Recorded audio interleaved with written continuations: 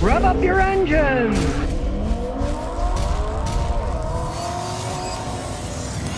Everybody knows I'm not a GM fan, but this is a 96 and it's a 2500. Check it out. It's pretty clean. Custom bed. Huge bed. Best of all, baby's only got 109,000 miles on it. Got a big old V8 engine, and look, it's a 96. What's that? Metal. Is it plastic? No. Is it gonna warp with the heat? No. And didn't make them as cheap as they possibly could, like they do today with all this plastic crap. Maybe old, but with that mileage, you can find one of these when they were solid built. Start you up. Now granted, this one's old, 96, and the AC doesn't work anymore. You can see the compressor doesn't come on. This may be old, but the AC system is a more modern style. I did a video on a 70 Oldsmobile, which is a GM product, right? It had the old giant radial compressor, and it still worked perfectly fine. These are weak compressors. You probably have to replace it if you want to have AC in the vehicle. It's not all that bad here in Tennessee. You don't care all that much with an old work truck. The engine, listen to it, solid. Because it's only got 100,000 miles on it. You can hear when you close the hood. It's a solid vehicle. Since it's hot, we'll roll all the windows down and take it for a spin. Got it reversed, nice and smooth. Big old truck, you're high up in the air. Of course, it drives like a truck. It is a pickup truck. It's got a solid feel. Front end seems pretty normal. After all, it's only got 100,000 miles on it. So we'll take it out where it belongs, out on a country road, and see how it does. But while I'm driving around, I notice there's no wheel bearing hum. There's no whining bearings. There's no lag. The brakes work perfectly fine. I don't hear any suspension noises, clacking, clunking. So we'll go to our little test strip here out in the country. We'll come to a stop. Wait till this guy gets out of the way, since there's nobody behind us. And let's see what this old truck can do. Still got some get up and go. Just decent for the mileage. Front end is stable. Basically, it's a big old American pickup truck when they were still making them good at GM back in 1996. Now, of course, most of these are going to be all worn out with 400,000 or 500,000 miles on them. You find one like this that's only got 100,000 miles on it. You want a big pickup truck, snap it up fast. Who says you can't go back in time? Hey, I'm back in 1996. Still a really good pickup truck. What really amazing about this truck is look at the interior. It's a 96. The original interior is still in excellent shape. Hey, they used to make things pretty good. Sure, the odd cigarette burning the rug, but hey, it's a pickup truck. Now, it may be old, but it's a 96, so I can use a modern computer on it too. So we'll hook it up. There's the data port, and we'll turn it on, scanning it. Runs fine, but it has these weird codes. C2, C10, F1, and C2, C18, F1. Well, the brakes are working fine now, but that particular code is for the sensor for the master cylinder pressure, saying that there's an error in the data coming out of it. Hey, it's an old truck, you know. I mean, if the master cylinder goes bad, when you step on it, it'll start sinking. It doesn't do any of that. That's a wiring problem. Hey, it's a 96. You know these things are going to wear out. The warning systems wear out, but the vehicle keeps going, so that's nothing to worry about. So let's look at data. Live data. The MAV sensor's pretty normal. Everything so far looks good. Now it's an old truck, okay? So the long-term fuel turning on bank 1 is -3.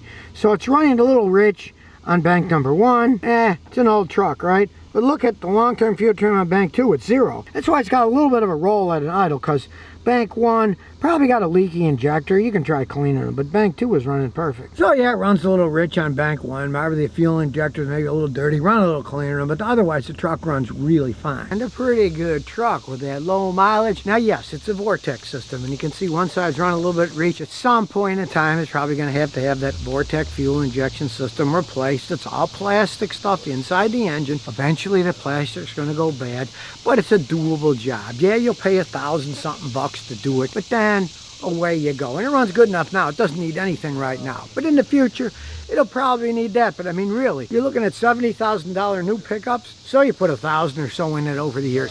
That's nothing. A solid, well-built truck for a decent price beats the heck out of buying a brand new $70,000 one that probably isn't made as well as these old ones are.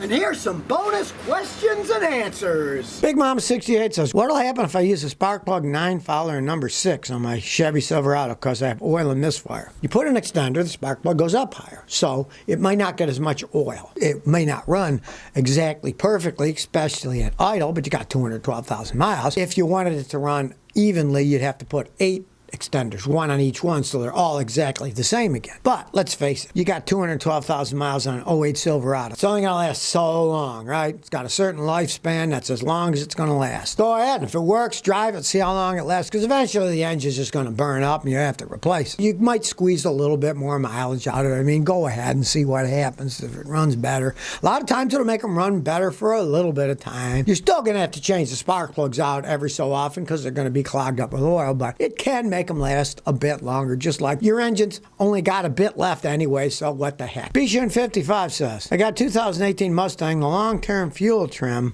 is off. The long-term fuel trim on bank 1 is minus 10.1 and it's minus 12.5 on bank 2.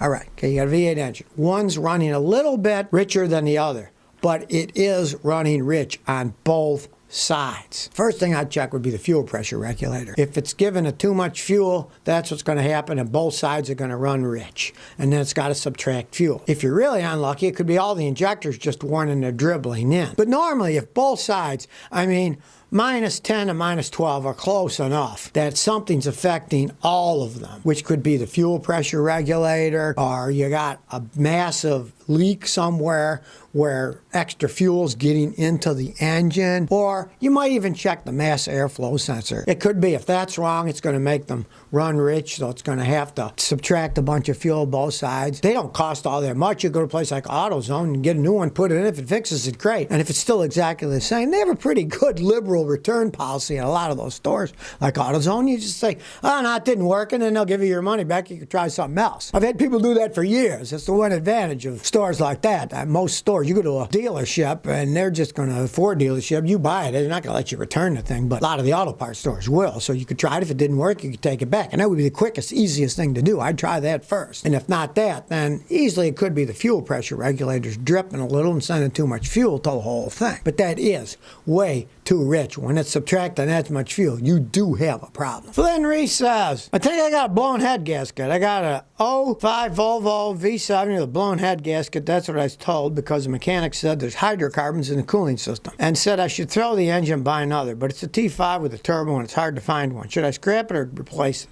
All right, here's the thing. Volvo makes pretty good engines, but they always have problems with blowing head gaskets. I would get it fixed, because you can work on that engine in the engine compartment. You don't have to pull the engine out. You just have to take the head off. And the way those are designed, they're not that bad of a design.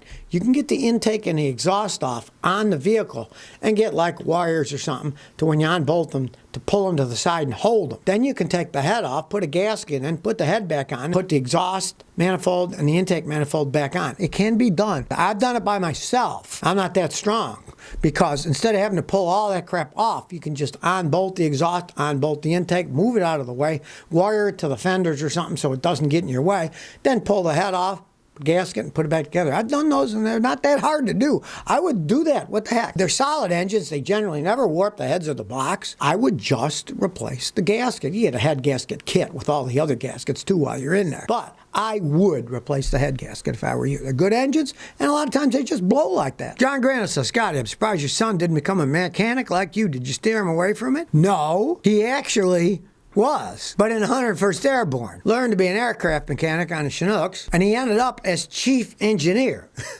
So he went further than me with that. Now, they're not cars, they're helicopters. Big old turbine engines and all that stuff. And then they were flying around Afghanistan doing missions. People were shooting at them too. So a little bit different than lying in the driveway, la-di-da, fixing cars. Having people shoot at you, and you got to fix it in the air if somebody puts holes in it, because you're the chief engineer. So he went a little further than I did. I just do cars, trucks, motorcycles. I've ridden around in helicopters. I got to admit, it's a lot of fun. But I don't know how much fun it is if you're in them and people are shooting rockets at you. So if you never want to miss another one of my new car repair videos, remember to ring that bell.